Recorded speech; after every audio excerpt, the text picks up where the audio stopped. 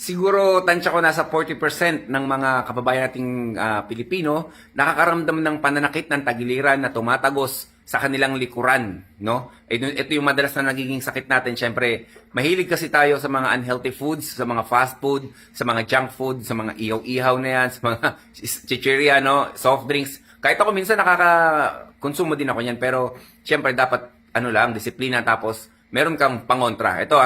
Meron testimony ng kababayan natin. Ang sabi niya, salamat sir, now lang ako nagkaroon ng oras upang ibalita sa iyo na nawala na po ang nararamdaman ko sa may tagiliran, sa may bandang ribs ko at sa may sikmura ko. Dati po laging sumasakit. Ngayon po wala na po ako nararamdaman. Sa palagay ko gumaling na po ako. Hindi pa lang ako nakakapag-ultrasound ulit, pero sa awa ng tulong ni Lord, umokay na ang pakiramdam ko. Maraming salamat po sir dahil nakilala ko ang produkto nyo. Sa tulong nyo po. God bless you po. Ang alam ko si kabayan is nasa Amerika to no? Nagtanong kasi ito na nakaraan kung pwede daw ipadala. No? Kung may uuwi, kabayan, kung may uuwi, pwede mong ipasabay yan sa mga uuwi dyan sa Amerika.